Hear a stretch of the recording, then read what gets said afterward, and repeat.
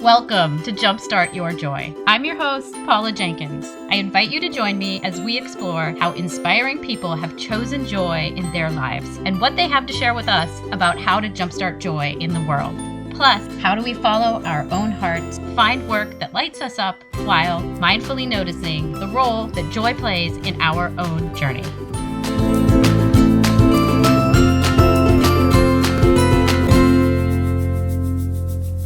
Welcome to episode 83. This is Paula Jenkins, the host of Jumpstart Your Joy, as we round out looking back at 3 of the conversations that have really stuck with me over the last year. I'm excited to share the conversation with Jennifer Lee here in episode 83. Jen is a business coach for creative women and the author of the Right Brain Business Plan. I'm sharing this episode as part of April's Look Back Lessons, wherein each episode I'll be sharing new thoughts on how the discussion with a very memorable guest has stayed with me. Before we get to that, I want to say welcome, and I am so glad you are here. Thank you so much for tuning in this week and for joining me. If you are new, you can find out all sorts of information about the show over at jumpstartyourjoy.com. I publish show notes for each episode that include links to the guest's website, additional references, and some of my thoughts about the topics we discuss. And you can find those for this episode at jumpstartyourjoy.com/episode 83. If you are a coach, blogger, or other creative, you may be curious about starting your own podcast as a way to engage a broader audience. If you are curious about starting your own show, I've compiled all the answers to many of the basic questions I have gotten over the years in my free Podcasting Fundamentals class, which includes a basic cheat sheet that has all my suggestions for microphones, editing software, where to find intro music, and more. You can get this by visiting the website and clicking on the Start a Podcast button on the right-hand side of the page below my photo. When you do this, you will be placed on the VIP list to hear about when I open the next class registration, which is my Jumpstart Your Podcast class. That opens in early May. So as we move into the theme for April, which is Look Back Lessons, I just really wanted to share with you guys 3 discussions that had really sat with me over the last year and a half. As I've said before, there's always this moment in every interview where I'm completely blown away by the guest and what they've said.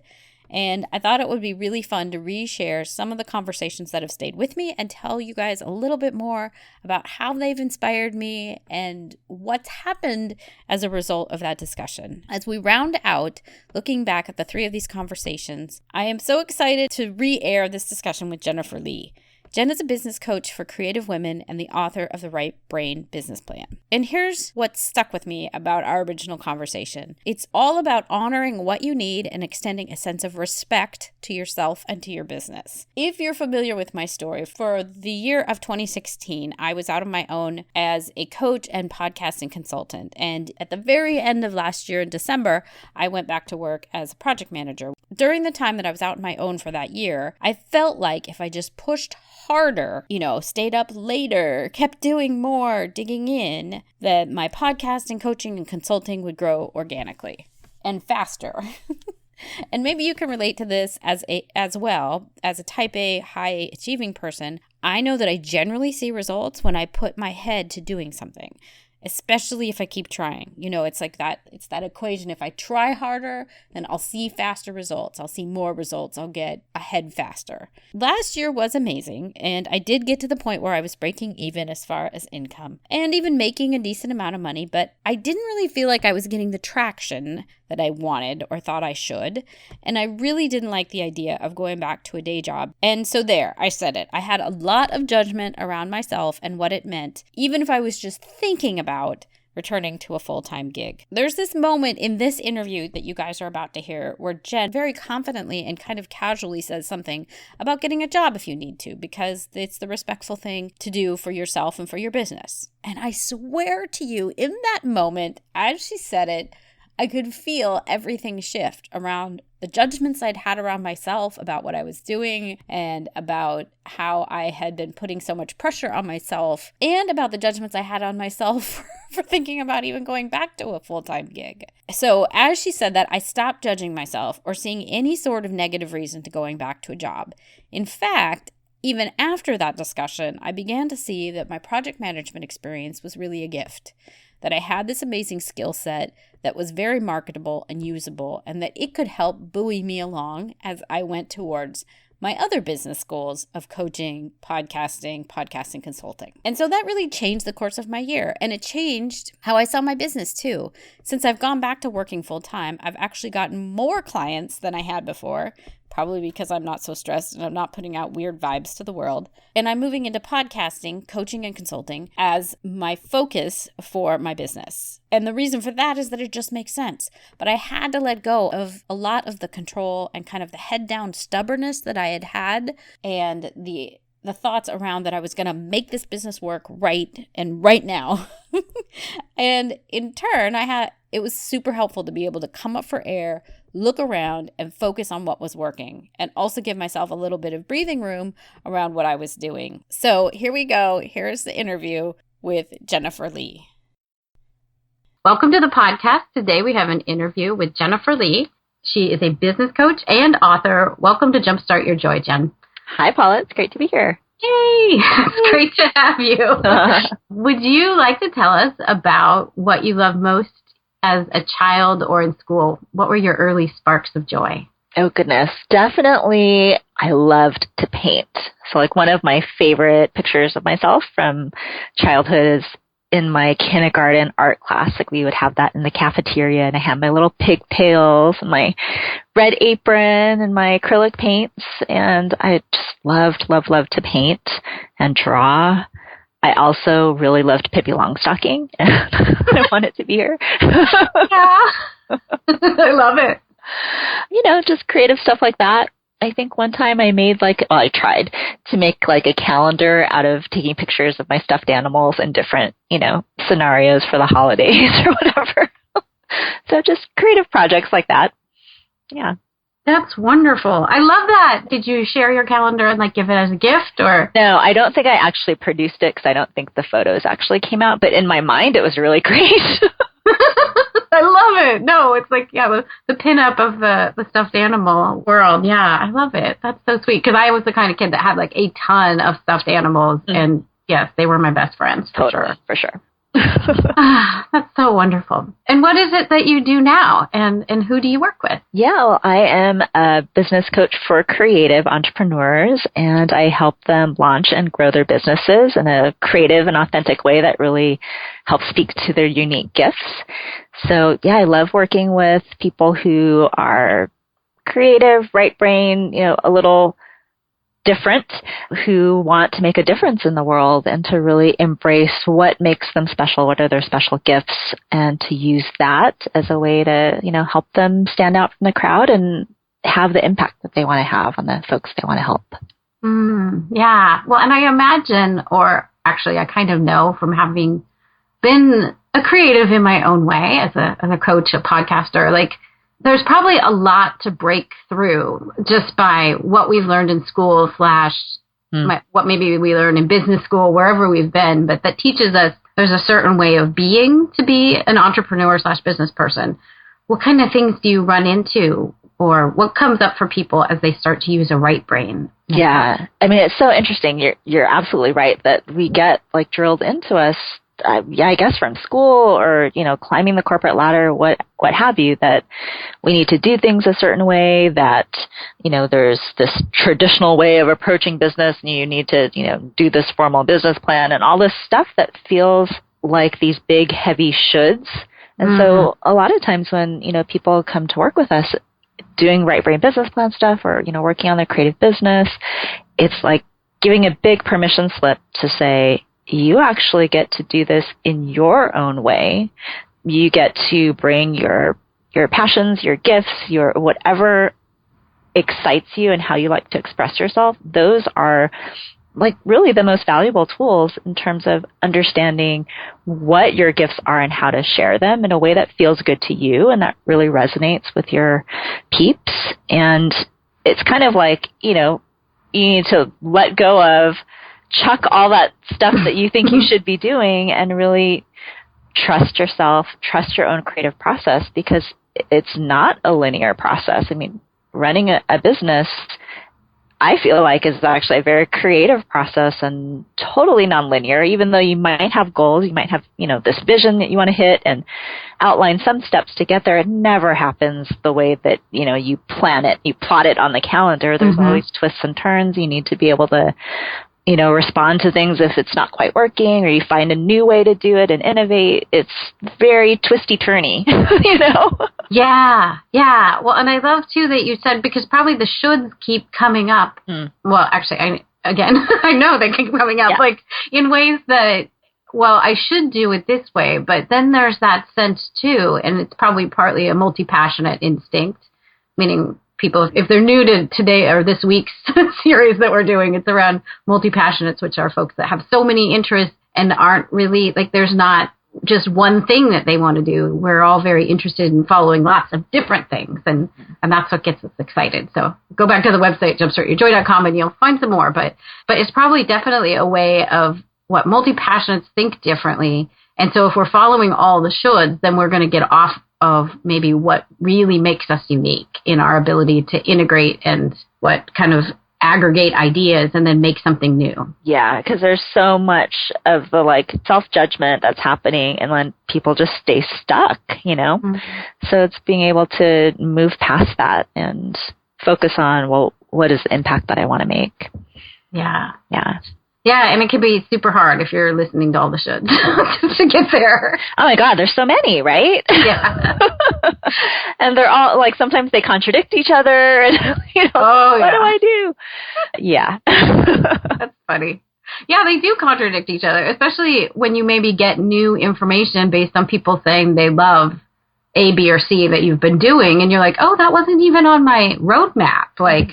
Let's go explore that. And that's where the creativity probably comes in. Is that part of the right brain process? Definitely, seeing where there's energy, what's resonating with you, what excites you. And then you're also hearing feedback from, the people you want to be serving. So definitely finding those sweet spots is important. I love it. That's the way to go. I love it. So you also made a fairly significant career shift from being in a corporate role, I believe, to then becoming a coach and an author. And it seems like your path was one that did you start out coaching and then you made a shift to going full-time on your own business? Yeah.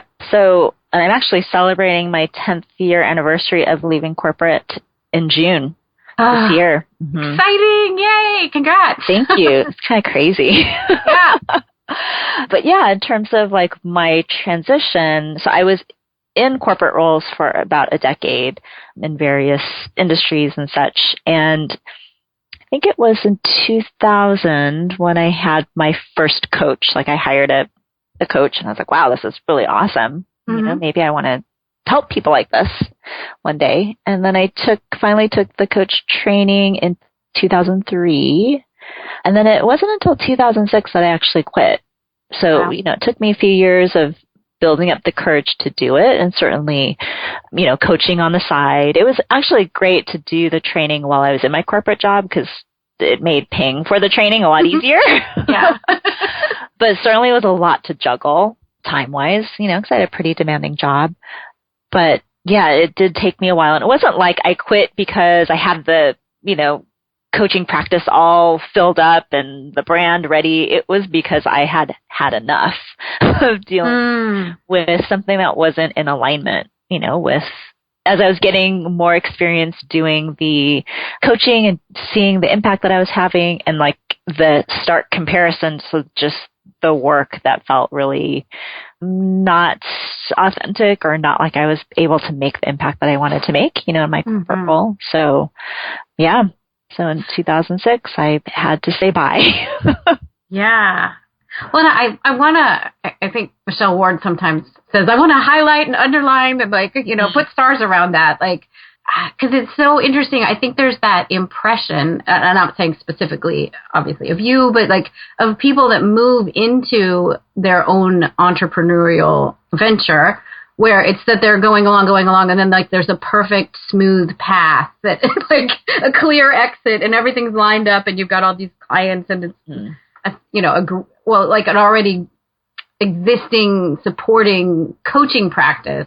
And my path sounds a lot more like yours, where it was like, yeah, I'd actually had enough. So it was time to go. And then kind of feeling my way out of it and then growing a lot more after I was able to leave. Yeah, absolutely. I mean, when I left, so it was halfway through 2006. The rest of 2006 was just detox, like trying to recover from all that, stress I put myself through and doing more artwork. And then it probably wasn't until like 2008 where things really started gelling together. 2007 was end of 2007. I had done some branding work and, starting to build up more of the clients again. I was leading groups. But yeah, it was 2008, I would say, is probably when it was like, oh yeah, this is working. Like, this is good. And still, it was still not, it took a while to get to, the other milestones that I've hit. But, it wasn't like, yeah, June 2006 and then July, like everything was going great. It took like a year and a half to really get my footing and even longer to really get it to be a sustainable thing. Yeah, I love hearing that because I do think there's that around so many things, not just like a shift into being an entrepreneur, but I think there's so many things like, people even with rock stars, they think, oh, they just came out of nowhere. But like no one really looks, or a lot of people don't really recognize that, they sang in, I don't know, small halls and, opened for minor bands. And then finally they got discovered or made it work to the point where people. Exactly. Yeah. Yeah. We think overnight success and all of that. It's like you don't know of the years and years before, of things that didn't work out or just didn't have the momentum or whatever. Yeah. We're still trying to figure it out, all that stuff. And you know what? It's still an ongoing process. It's not like I have everything figured out now. I'm actually in a place of like, okay, what is next? It's been, 10 years since I've left and I've hit a lot of the goals I wanted to hit. And, what would be the next exciting thing? And I actually don't have like a super clear answer of that, which is quite an interesting place to be in, Yeah.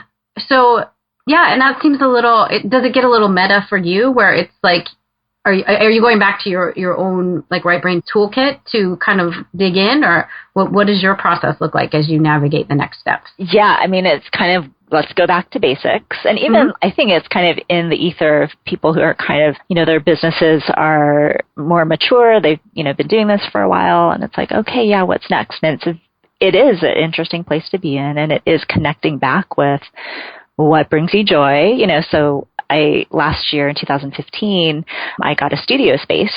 And so I've been doing more painting. So, like going back to basics. Yeah. And connecting back and just paying attention to, okay, what's really lighting me up? How might this fit in? And I don't have all the answers. I have inklings. So again, it's just following those inklings because that's when I did my right brain business plan. That was like on a whim. It wasn't because I thought, oh, I'm going to like write a book about this and people from around the world are going to use it to grow their businesses.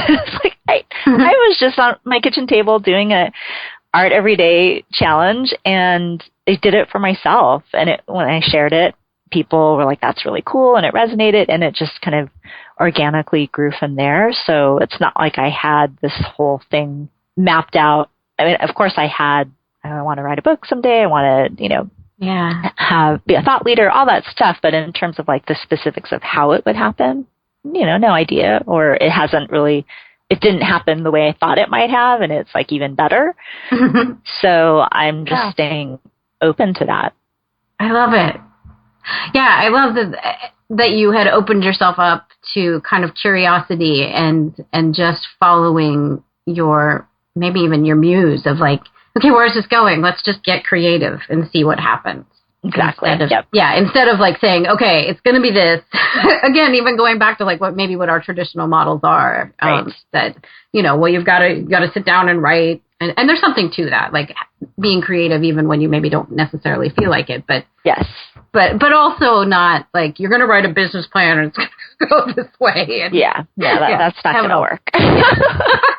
It hasn't yet worked for me either. Yeah. Well, in the way that I would plan it. So yeah. Okay. So part of your focus is in helping right-brained / creative people navigate the business and entrepreneurial world. What do you think? I mean, we talked a little bit about what's different, but do you have like some top observations around what do you think is different about people who are right-brained and are realizing like either they want to go into business or that they want to make their creativeness be more of the core of what they are doing for, making a living? Mm-hmm. Yeah, I think, again, it goes back to the permission part, like giving themselves permission to like actually enjoy their work and infuse like the things that they love to do and are passionate about into their work. The other thing too, we've talked about the multi-passionate piece, in the programs that I run, we just did like an orientation not too long ago and people were introducing themselves and it's like, I do this and then I also do this and then, and we're like, yep, you're in the right place. This is pretty typical. And so finding ways to use that, as a strength rather than like, oh, I'm all over the place and being, super judgmental about it. So I see that happen a lot and it's just one way that we're keeping ourselves small because we can make it work for ourselves. And all those things don't necessarily need to be the thing that bring in the income. They could just be the thing that feeds you, your soul, doesn't necessarily need to be. I think there's always, people have this sense of like, oh, well, I love all these different things. How do I blend it together? And I remember when I was first starting out, I'm like, I love the coaching. I love art. I love yoga. How do I make that all into one brand? And what are the offers? And like, trying to force it together. Yeah. And that doesn't really work. It's kind of seeing where are the natural intersections. And sometimes it's more subtle. Like I don't teach yoga classes, even though I'm certified as a yoga teacher. And I still bring the idea of groundedness, presence, connecting with your body, have that be a tool or instrument for you. So it's like subtle ways that it shows up. And that's cool too. Yeah. Ooh, and I love that part too, because I know like my own background is, well, education-wise was religious studies, but then trying to figure out how did that play? And I blogged about religion and was a retreat leader at a Franciscan retreat center for a while. And how does that play? But that wasn't it. But it was that subtle piece. Like there was training there and there's a sense of presence and connection with something bigger than ourselves. And that then I can pull into coaching. Mm-hmm. And but yet the piece of, and I think I said this in maybe episode 36 or something, but like the piece of wanting to be a Christian blogger didn't resonate. That wasn't me. It's beautiful. And some people do a great job with it, but that wasn't what the calling was. So I love that you say that they're pieces and then maybe as a multi-passionate, we explore them to the point that we're like, okay, I got it.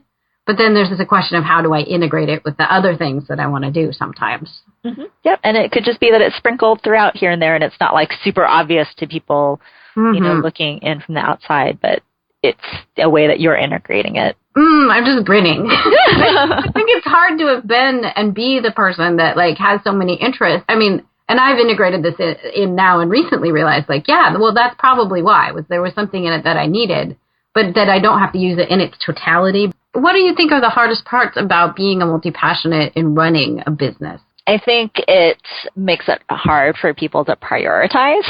It's kind of like the bright, shiny object syndrome. And there are certain things when you are, running a business, like truly treating it like a business, there are things that aren't as sexy that need to be taken care of, so finding the time to do that or being able to delegate it. So one of the things that I think, especially newer people who are multi-passionate, they're so hungry, like, oh my God, I have all these ideas. I want them to all happen now. And there's kind of this frenzy of wanting everything to be launched right away and now. And that can work if you are really pushing yourself super hard, but that's not sustainable. And, for someone who's maybe like working on maturing the business, growing the business, you might want to be more strategic about the things that you pick and go after and how they might feed into the next thing. So I think that's one of the challenges of being a multi-passionate is like, okay, which of the passions do I focus on first and how do I maximize them? And knowing they don't all have to happen now. Yeah. They really don't. I think it kind of goes back to that conversation we were having about like, oh, you look at these musicians and they have all these like platinum records or whatever. It's like, well, they didn't produce those all, in 1 month. It was probably over the series of years. And then you see their entire portfolio, for lack of a better word. But Yeah. we oftentimes will see people that we admire and they have all these different products and services, and like people want that now. They want to have all their different passions represented, but it really is like one thing at a time. And then over time, those build up to be, you know, all your different offerings that might span across different interests. Yeah. Yeah. And the analogy of the musician, I think, is so, like, it's great too, because as you were saying that, I'm thinking, like, Prince probably was arguably a multi-passionate, I would imagine. Mm-hmm. And the idea too that he also, I mean, we know there's a vault of songs that no one has ever heard. And getting like the kind of idea that each of us may also have this vault of things that like, it just never gets released, but yet we did it for ourselves. Like that mm-hmm. seems very key and like, I don't know, almost a hallmark of being multi-passionate, that there's those pieces that you're going to dig into and love and create just to create. Exactly, because those might then inform something else that, you know, is for public consumption. Yeah. Yeah. Yeah. So cool. Yeah. What has been your inspiration? I know it can be stressful to be a multi-passionate in business. Like, so what's been an inspiration, or how do you keep going, even if at some points you felt like, I don't know if you've ever felt like quitting, but if you did, what's been your inspiration to move you along?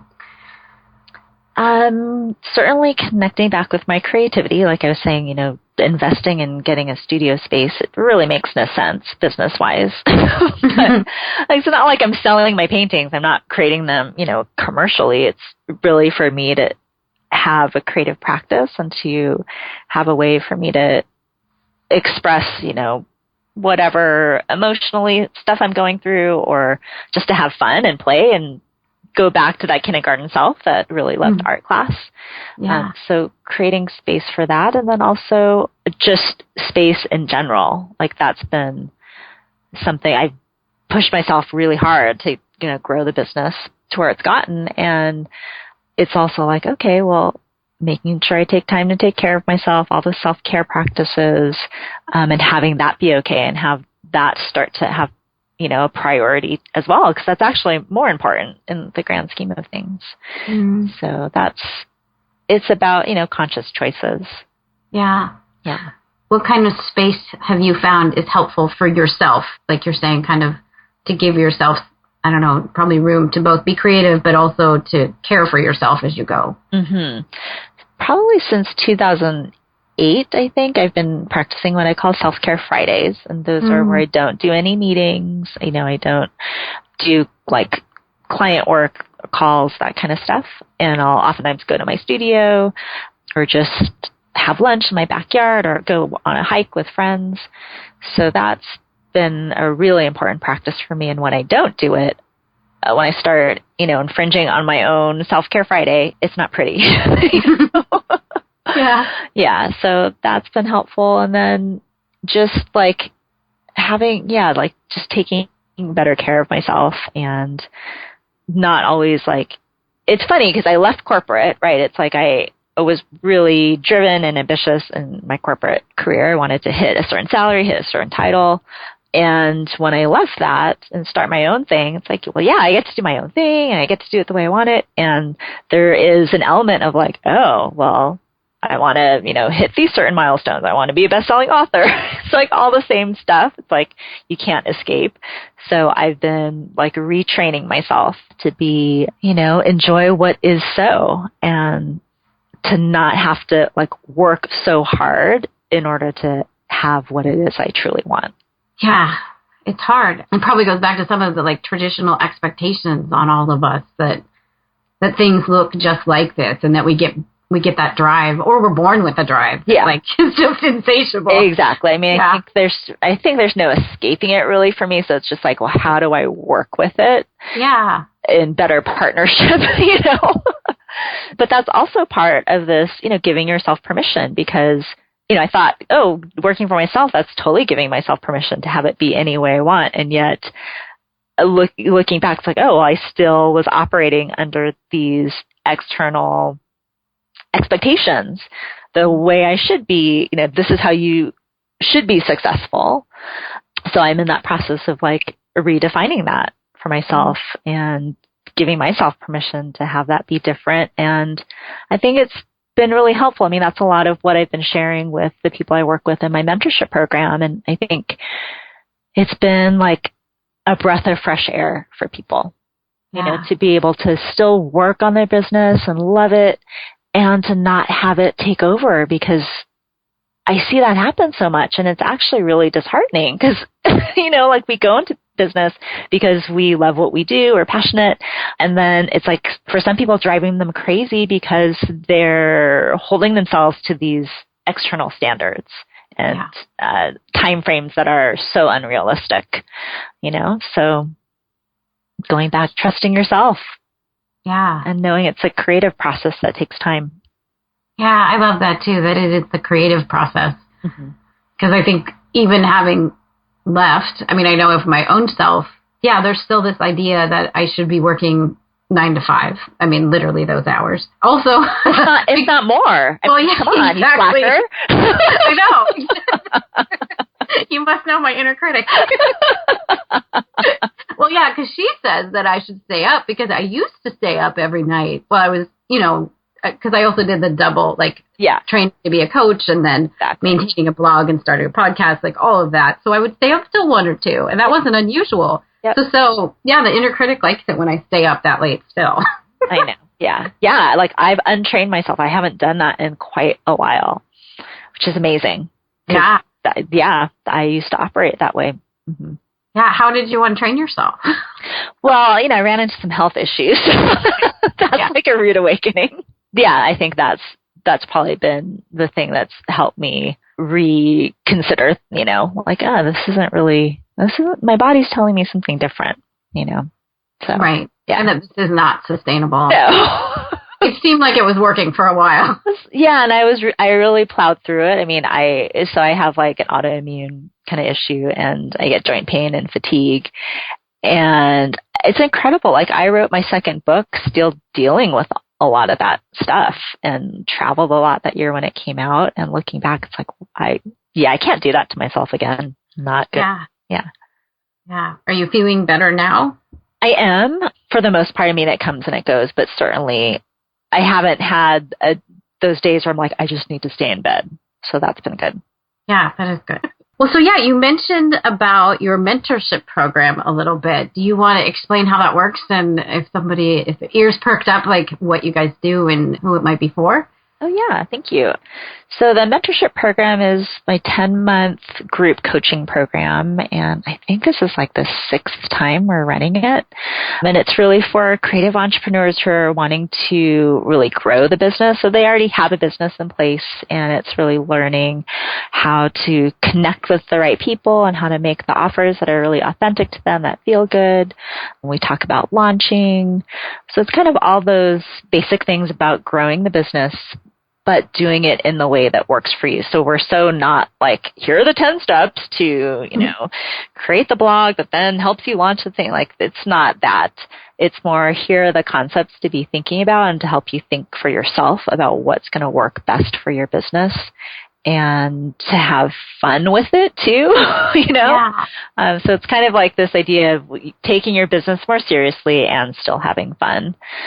So, you know, we cover some of the left brain pieces, pricing, and, you know, with the launch plan, having it be a little bit more like buttoned up, you know, because I think a lot of times people are really loosey-goosey about it. They're like, well, I tweeted about it. How come people didn't sign up for my thing? Well, there's a little bit more that goes into it, but there's not like, here's the template to follow. Okay. So it's like finding that balance in between. And a lot of it too is being around a community of people who get that. You know, it can be very isolating being a creative entrepreneur, you know, out on your own, especially if your current circles are maybe from your corporate world or your family just doesn't get it. Like, what are you doing? So it's a safe place where, you know, people can share the challenges they're having, what the inner critic just said to them, you know, and get it kicked to the side by their fellow cohorts. So that's like the group coaching part. And then there's levels where you can get more one-on-one support. So the Shining Star and Shooting Star, and part of it includes some coaching with me, some virtual masterminds where you get to be like have your CEO time for this all-day mastermind. You get feedback from your fellow stars, and it just is really powerful in terms of the shifts that can happen for people. And, I adore working with people who are so passionate about what they do and want to make a difference and are willing to do the work. Like, it's hard work, Yeah. Yeah. It's hard work to do the stuff, but then I think it's even the more challenging thing, and I think the more important thing is like what I call the work of the work. So that's like the really, what is underneath this? What's driving you? How do you make it work for you? And making those, tough decisions about what does success really mean? What am I willing to do or not do to really stay true to that? Yeah. Yeah. It sounds like there's so much valuable information in there. I mean, I love the part because there's something about community, because if you feel alone, it's very hard to keep motivated. And yes. And also, I mean, maybe like listen really to your intuition. It may be easy to go off track and be like, well, I pinned everything. Like, exactly. Like, well, what were you doing in Pinterest? Exactly. All the shoulds become very seductive. They feel like the thing you need to be doing. And so it helps to have that, outside perspective or the kick in the pants. Like, no, Paula, you said that this was really important to you. Like, what have you done around that? So there's all sorts of accountability. We have like these Monday, Wednesday, Friday accountability posts where, the coaches are checking in to make sure that you're on track. And if something got in the way, well, let's talk about it.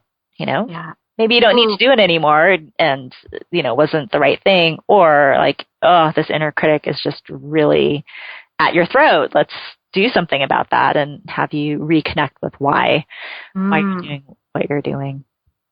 And I'm like, ooh, this is so great, because what I love is I'm not really great with, like, I don't like people telling me what to do, or like, I'm not really an external accountability person, especially when I feel like it's going to be like, well, you said, right? Like nobody really, well, maybe some people need a taskmaster. Do that, but yeah. But I love that you're digging into the why behind, like, okay, well, why, if it didn't happen, there's probably a reason. So let's look at why, like, not judging, it sounds like, but like, what's behind it? Because there's probably something juicy back there that may give you more information about purpose. Yeah. Ooh, it sounds good. Okay, and where would somebody find out more about the mentorship program? You can go to rightbrainbusinessplan.com/mentorship, and the information's there. And enrollment is open through the end of May, so there's still time to jump in. Yeah. Cool. Thank you. And I'll link up all of that information in the show notes, of course. That also brings up and kind of ties into an interesting conversation that started with Laura Sims around kind of purpose versus passion. Because one of the great things that she brought up, and then that actually another podcaster continued the discussion about, is like, how does passion's important to tap into, but I think Laura's big thing was around, it often fizzles out. And so really the better thing to find, or the thing that you also need to tap into, is purpose. And like, how is it sustainable? So I guess, how do you see, either through the mentorship program or just in your own life, like, how do people tap into that? Or what is the balance of kind of passion and purpose as a creative right brain entrepreneur? Yeah, it's like the passion can create that initial spark for something, like, oh, like this really excites me. And it's like, if it's not tied to something that like is important to you, like, or what you really value, or you're taking a stand for, like a lot of, what I talk about in my program and in my second book is this idea of, what's your core message? And it's really that, what are you taking a stand for? Like, what is the difference you're wanting to make? What are the things that you so wish that people knew, and that you want them to really have in their bones? And I think that is what can keep you going, because it does get hard. You're going to come up against obstacles, and, the muse can be fleeting. The passion and the inspiration, doesn't always have like this on switch and you can just flip it on. But if you are connected deeper into like, why is this important? Especially because sometimes it's even like, oh my God, this is so important. It pisses me off that people aren't getting this, Yeah. And that can create the, the energy around it as well. I guess passion is the same way. People can be really passionate about something. But I think the purpose helps to give it that depth. Yeah. Yeah. Well, and it seems, I mean, there's also that great thing in Big Magic, Elizabeth Gilbert, but about like not burdening your creativity to pay the bills. I know. So when I read that, I'm like, oh, thank God she wrote this, because I think there is the myth of like, well, you quit your job and you become an entrepreneur and it needs to like be the thing that sustains you. And yeah, that's like the ideal, and it doesn't happen overnight. You know, may need to still supplement with things, and people judge themselves about it, and there's so much should around it. And I hate seeing people really struggling in their business, like they are not bringing in the income they want, and they're so stuck. It's like, well, you know, you can go get another job. Like, it's okay. Because then you actually will unburden yourself from like all that should, and like, why is this not working? And that could free up the energy so that you could focus on growing the business from a healthier perspective. You know, it's like, so much will shift. And I've seen people do that, and it just makes such a difference. And actually they're able to get more done with their, you know, side business because they've created that space and support for themselves. So, oh my gosh, like it's so great that she wrote about that. So many people, you know, are reading that book, have read that book, and it's like, oh, well, if Elizabeth Gilbert says that, then it's okay. Yeah. It's okay to have another job while I grow this thing. Yeah. Yeah. Well, it does. It takes off some of the pressure. I mean, both having had her say that, but also getting another job, and that there's no, or there doesn't need to be any stigma around it. Exactly. There's such stigma. You know, it's I think about, well, I'm a horrible driver, but it's like there's this whole Uber thing and Lyft. There's like so many opportunities now for you to go and make money in other ways that are still pretty flexible. I think people get into that binary mode of like, well, if this creative business doesn't work out, then I need to go back to my corporate job. And that's not the only option. You know, you can be creative about how you know, have your side gig or your good enough job or whatever. But it goes back to that purpose piece. It's like, well, I'm going to do whatever it takes to be able to share my gifts in this way. And if that means getting a part-time job at Starbucks so I can get healthcare, or taking on this project that, you know, maybe I normally wouldn't have taken on, that's okay, because it's going to help you actually do the bigger work you're meant to do. Yeah, and not seeing it as an or, right? I think exactly. At least when Michelle Ward was my coach for a while, and that was one of the big takeaways for me is it's an and, right? You can be you know, a coach and a creative and and a Starbucks barista, and exactly it's just another part of the bigger picture. Exactly. And it doesn't, whatever it is, doesn't define you. It doesn't mean you have to be it forever either. Exactly. Yeah. And I always say, like, it's a temporary thing. Like, if it's just you're in a bind, you know, maybe it's like a 6-month kind of transition point so that you can get your feet back under you. And that's okay. It's like, that's actually what needs to happen. And please do that for yourself, and then do that for your people. Because if you're not able to sustain the business, then the people you're wanting to serve are really missing out. Yeah. Yeah. And I like what you said too about like the energy maybe sometimes goes strange on you if you're feeling like, I mean, I guess I'll speak into it, but it would seem that if you put all of your pressure on this thing to make the money, then does the energy shift that you seem, I'm not going to say desperate, but that there's a different air about how you're approaching it if everything's tied up in you making the next sale of this thing. Exactly. It all hinges on this. Oh my God. It hasn't worked before. You know, it's a downward spiral. Yeah. I'm so glad you've addressed it and like kind of called that out into the light, because I think it's something a lot of entrepreneurs go through of feeling like, it's got to work or else. Yeah, exactly. It can be, you know, just the and then it can be temporary just to tide you over. Because the bigger picture is you getting your gifts out there and, you know, taking the stand for what you want to take a stand for. Yes. I'm just going to let that stand for itself, because that was so beautifully stated. Well, yeah, is there anything else that you would like to bring up before we get to the last 2 questions? I don't think so. We've covered a lot of good stuff. We have, yeah. It's been good, juicy stuff. Thank you. So if someone listening has a big dream about how they can make a change in the world, what advice would you give them about bringing that dream into action? Oh, one of the guidelines from my second book is dream big, start small. Because we get so enamored by the big vision, like we want it to happen now, and then we get frustrated that we're not there yet. So it's always like start with a small step.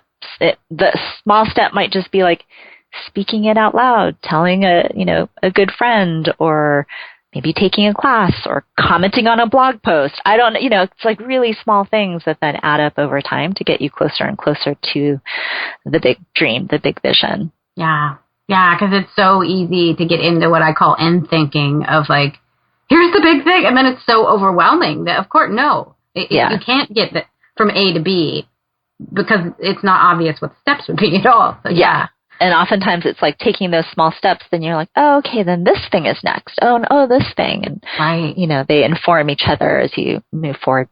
Totally. Yeah. And sometimes the view changes, right? As you make a step closer to it, you can see more because you've learned a little bit more and things become clearer.